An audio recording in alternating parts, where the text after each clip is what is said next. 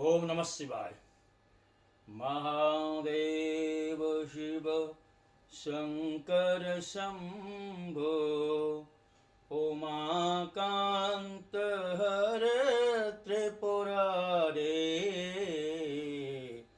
मृत्युंजय वृष भध्वज शूलिन, गंगाधर मृणमदन रे, हर शिव शंकर गौरीशं, वंदे गंगा धरमीशं,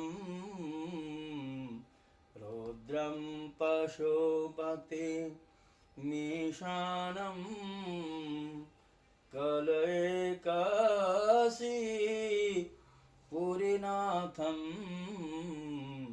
जय शंभो शिव जय शंभो, गौरी शंकर जय शंभो,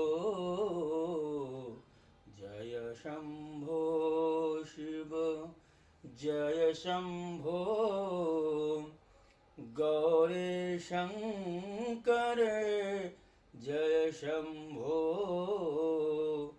बोले शंकर भगवान की जय।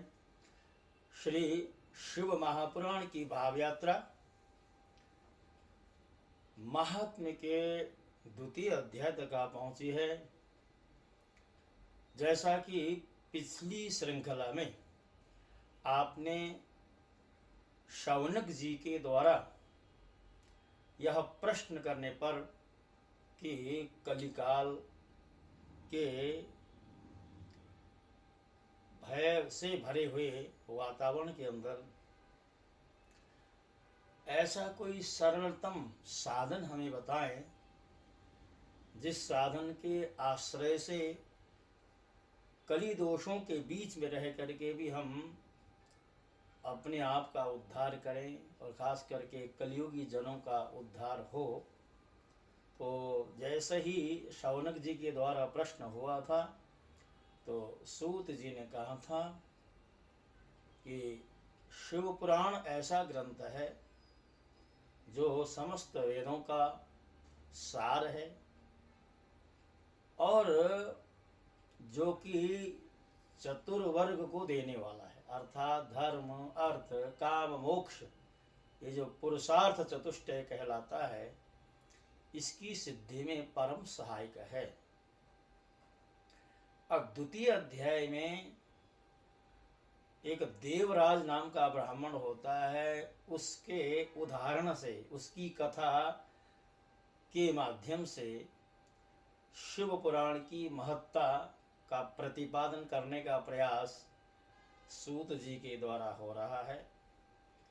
तो द्वितीय अध्याय का जो प्रथम श्लोक है वहाँ पर शौनक जी कह रहे हैं, सूत सूत महाभाग धन्यस्त्वं परमार्थवित्, अद्भुतेयं कथा दिव्यं श्राविता कृपया हि नः। हे महाभाग सूत जी, आप धन्य हैं, परमार्थ तत्व के ज्ञाता हैं। आपने कृपा करके हम लोगों को यह बड़ी अद्भुत एवं दिव्य कथा सुनाई। हमने यह पाप नाशिनी, मन को पवित्र करने वाली और भगवान शिव को प्रसन्न करने वाली अद्भुत कथा सुनी। भूतल पर इस कथा के समान कल्याण का सर्वश्रेष्ठ श्रेष्ठ साधन कोई दूसरा नहीं है। यह बात हमने आज आपकी कृपा से निश्चय पूर्वक समझ। कलियुग में इस कथा के द्वारा कौन कौन से पापी शुद्ध होते हैं, उन्हें कृपा पूर्वक बताएं। सूत जी बोले, हे मुने, जो मनुष्य पापी दुराचारी खल एवं काम क्रोध आदि में निरंतर डूब रहे हैं, वे भी इस पुराण के आश्रय से मुक्त हो जाते हैं, शुद्ध हो जाते हैं। यह कथा वास्तव में उत्तम ज्ञान यज्ञ है, जो सदा सांसारिक भोग और मोक्ष को देने वाला है, सभी पापों को नष्ट करने वाला है और भगवान शिव को प्रसन्न करने वाला है। जो अत्यंत लालची, सत्यविहीन और अपने माता पिता से द्वेष करने वाले हैं, ऐसी प्रवृत्ति के लोग भी शिव पुराण रूपी ज्ञान यज्ञ के माध्यम से शुद्ध और मुक्त हो जाते हैं। जो लोग छल कपट करते हैं, क्रूर स्वभाव वाले हैं, अत्यंत निर्दयी हैं, कलयुग में वे भी ज्ञान यज्ञ के माध्यम से पवित्र हो जाया करते हैं। जो मनुष्य सदा पाप कर्मों में लिप्त रहते हैं, शठ हैं और अत्यंत दूषित विचार वाले हैं, वे भी कलयुग में ज्ञान यज्ञ अर्थात शिव पुराण की कथा के श्रवण से मुक्त हो जाते हैं। इस पुराण का श्रवण बड़े बड़े पापों को नष्ट करता है, सांसारिक भोग तथा मोक्ष प्रदान करता है और भगवान शंकर को प्रसन्न करता है। पहले की बात है, किरात नगर में एक ब्राह्मण रहता था, जो अत्यंत अज्ञानी, दरिद्र, रस बेचने वाला तथा वैदिक धर्म से विमुख था। वह स्नान, संध्या आदि कर्मों से भ्रष्ट हो गया था। ब्राह्मण का जो कर्तव्य है उससे वह अलग हो गया। वैश्य वृत्ति में अर्थात ब्राह्मणों की वृत्ति क्या है? षटकर्म निपुणों के यह अर्थात 6 कर्मों में से कोई भी कर्म उसके पास नहीं था। ब्राह्मणों के 6 कर्म कौन कौन से होते हैं? कहते हैं सबसे प्रथम कार्य है पढ़ना। पढ़ने के बाद अर्थात शिक्षा ग्रहण के बाद जब ज्ञान उत्पन्न हो, जो दूसरों को पढ़ाने की क्षमता उत्पन्न हो जाए, तो पहले स्वयं अध्ययन करना, ज्ञान प्राप्त होने पर दूसरों को अध्ययन कराना अर्थात पढ़ाना। 2 काम तो ये हो गए। तीसरा कार्य यज्ञ करना, अर्थात स्वयं अपने घर में अपने आचरण में भी यज्ञ को बसाना और दूसरों के द्वारा भी यज्ञ का संपादन करना। इस तरह 4 वृत्तियां ब्राह्मणों की हो गई। और 5वीं और 6ठी वृत्ति क्या है? कहते हैं दान लेना और दान देना। मात्र दान लेने की प्रवृत्ति जिन ब्राह्मणों के भीतर होती है, वह अपने आप का जो है उद्धार करने वाले नहीं हैं, अपने आप को प्रतिग्रह नाम के दोष से युक्त करने वाले। तो 6 कर्मों से रहित वो वैश्य वृत्ति यानी व्यापारिक वृत्ति को अपनाया हुआ था। वह अपने ऊपर विश्वास करने वालों को ठगता था। और बहुधा जब ऐसा देखा जाता है संसार में, जो व्यापारी वर्ग होता है, बहुत से ऐसे भी लोग होते हैं जो 1 रुपए का कोई सामान है तो 2 रुपए में, यानी दुगनी कमाई की सोच रखते हैं। और ऐसे सीधे साधे ग्राहकों को तो वो ठगते हुए दिखाई देते हैं। तो उसके अंदर भी यही प्रवृत्ति थी। जो सीधे साधे लोग होते थे उनको ठगा करता था। उसने ब्राह्मणों, क्षत्रियों, वैश्यों, शूद्रों तथा दूसरों को भी अनेक बहाने से मार कर उनका धन हड़प लिया। अब व्यापार वृत्ति में जो हेरा फेरी होती है वो तो होती है अपने आप में, किंतु धीरे धीरे उसके अंदर हिंसक वृत्ति भी समा गई थी। तो हर वर्ण के, हर जाति के लोगों को मार करके उनका धन हड़पने लगा। अर्थात जिसकी वृत्ति धनमय हो जाए, अर्थात जिसके चित्त में वित्त बैठ जाए, धन ही सर्वस्व है, ऐसी सोच बैठ जाए, वह धन के लिए कुछ भी कर सकता है। अब एक दिन जो है वह ब्राह्मण तालाब पर नहाने गया। तो क्या होता है, वहां पर एक शोभावती नाम की वेश्या दिखाई पड़ती है और उसके ऊपर मोहित होता है। अब उस शोभावती ने भी जब देवराज नाम के इस ब्राह्मण को देखा, वह भी इसके ऊपर आसक्त हो गई, क्योंकि उसको ज्ञात था ये जो देवराज नाम का ब्राह्मण है ये धनवान है, पैसे वाला है। तो वह भी मोहित हो गई। धनी ब्राह्मण को अपने वशीभूत हुआ जानकर प्रसन्न हुई परस्पर में वार्तालाप से उनमें प्रीति उत्पन्न हो गई। उस ब्राह्मण ने उस वेश्या को पत्नी बनाना तथा उस वेश्या से उसे पति बनाना स्वीकार किया।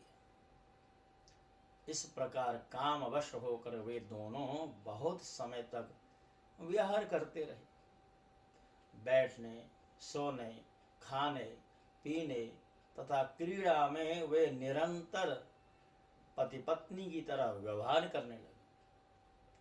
अपने माता पिता तथा पत्नी के बार बार रोकने पर भी पाप कृत्य में संलग्न वह ब्राह्मण उनकी बात नहीं मानता था, नहीं सुनता था। एक दिन रात्रि में उस दुष्ट ने ईर्ष्यावश अपने सोए हुए माता पिता और पत्नी को मार डाला। देखिए, एक वेश्या के लिए व्यक्ति जब पथभ्रष्ट होता है तो क्या नहीं कर सकता, ये उदाहरण इस प्रसंग से हमें समझना चाहिए। और जो स्वयं का उपार्जित धन था वो तो उस वेश्या को दे ही दिया। माता पिता को मारने के बाद जो घर का सारा जो धन था, संपत्ति थी, वह उसी वेश्या के नाम कर दी। धीरे धीरे उसका आहार अशुद्ध होने लगा, अवक्ष भक्षण करने लगा, अपेय का पान करने लगा। और बताया उसी वेश्या के साथ एक ही पात्र में भोजन भी करने लगा।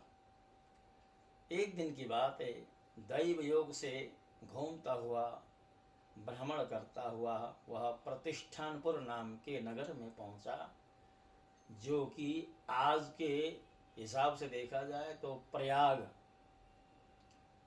के आसपास का कोई क्षेत्र था, जिसको झूसी कहा जाता है। अब वहां पर क्या देखता है, उसको एक शिवालय दिखाई पड़ता है। उस शिवालय में बहुत से महात्मा लोग एकत्र हुए थे। वह देवराज उसी शिवालय में ठहर गया और रात्रि में उसको भयानक ज्वर आया, यानी बुखार का शिकार हुआ। और जैसे ही ज्वर से पीड़ित होने लगा, सामने क्या देखता है कि कोई ब्राह्मण देवता शिव पुराण की कथा सुना रहे थे। ज्वर में पड़ा हुआ वह जो ब्राह्मण है, उन ब्राह्मण के मुखारबिंद से निकली हुई जो कथा, शिव पुराण की कथा थी, उस कथा को सुनता रहा। अब कहते हैं इसी तरह ज्वर से व्यथित जो व्यक्ति है, 1 महीने तक उसी शिवालय में पड़ा रहा और उसके बाद मृत्यु को प्राप्त होने पर वो यमपुरी को ले जाया गया। और इधर जैसे ही यमराज्य के दूत उसे यमपुरी को ले गए, इतने में ही भगवान शंकर जी का जो धाम है शिवलोक, वहां से भगवान शंकर जी के पार्षद गण आए और गौर अंग कपूर के समान उज्जवल जिनका स्वरूप था, हाथ में त्रिशूल जिन्होंने ग्रहण किया हुआ था, उनके संपूर्ण अंग जो है भस्म से उद्भासित हो रहे थे। रुद्राक्ष की मालाएं उनके शरीर को शोभा बढ़ा रही थी। वे सबके सब क्रोध करते हुए यमपुरी में आए और यमराज के दूतों को मार पीट कर देवराज को उनके चंगुल से छुड़ाया और अद्भुत विमान पर देवराज को बिठा करके शिवलोक अर्थात भगवान शंकर जी के धाम कैलाश को लेकर के चलने लगे। अब इधर यमपुरी में कोलाहल मच गया। अब जैसे ही कोलाहल मचा, वह कोलाहल, वह आवाज यमराज जी के पास पहुंची तो यमराज जी अपने भवन से बाहर आए, पूछने लगे क्या हो रहा है। अब इधर भगवान शंकर जी के जो सेवक थे, गण थे, उनमें से हर एक का स्वरूप भगवान शंकर का जैसा लगता था। जब यमराज जी को इस बात का ज्ञान हुआ कि देवराज नाम का जो ब्राह्मण है यद्यपि बहुत पापात्मा था, जीवन भर जिसने खोटे कर्म किए, ब्राह्मण धर्म से च्युत हो गया, किंतु मरते हुए शिवालय में इसने प्राण छोड़े थे और उसी के कारण शिव गणों ने इसको अपना लिया। यह बात जैसे ही यमराज जी ने जान ली तो उल्टे यमराज जी ने शिव गणों का बड़ा स्वागत सत्कार किया, उनका पूजन किया। यम ने ज्ञान दृष्टि से देखकर सारा वृत्तांत जान लिया। उन्होंने भय के कारण शिव के उन महात्मा दूतों से कोई बात नहीं पूछी। यमराज से पूजित तथा प्रार्थित होकर वे शिवदूत कैलाश को चले गए और उन्होंने उस ब्राह्मण को दया सागर सांब शिव को सौंप दिया, यानी भगवान शंकर जी के पास ले जाया गया। शिव पुराण की यह कथा परम धन्य है, जिसके सुनने से पापी जन भी मुक्ति के योग्य हो जाते हैं। देवराज जैसा पापात्मा, धर्माचरण से हीन, वेश्या के चक्कर में माता पिता का हत्यारा, पत्नी का हत्यारा, ऐसा दुष्ट व्यक्ति भी शिव पुराण की कथा का आश्रय पा करके भगवत धाम को चला गया। इसलिए शिव पुराण आह्वान करता है, ए कलयुगी जनों, यदि तुम्हें कलयुग के दोषों से मुक्ति चाहिए, पापों से मुक्ति चाहिए, तो तुम मेरा आश्रय ग्रहण कर लो, अर्थात शिव पुराण का आश्रय ग्रहण कर लो। तो शिव पुराण की महिमा का प्रतिपादन करने वाला महात्म्य का ये जो दूसरा अध्याय, इसकी एक तरह से इसको पूर्ण किया जाता है। और इसी द्वितीय अध्याय के साथ साथ आज की श्रृंखला भी पूरी होती है। और जैसा कि यदि आपने मेरे पिछले जो संदर्भ हैं,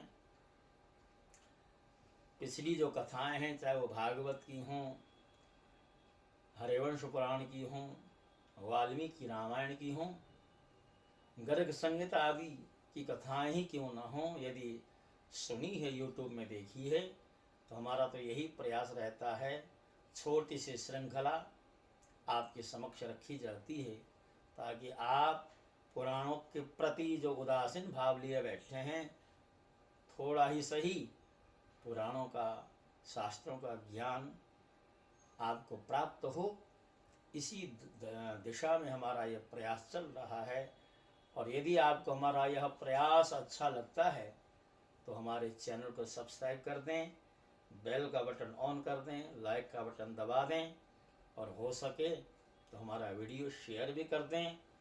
आपसे विदा होने का समय आ गया है। ओम नमः शिवाय। बोले शंकर भगवान की जय।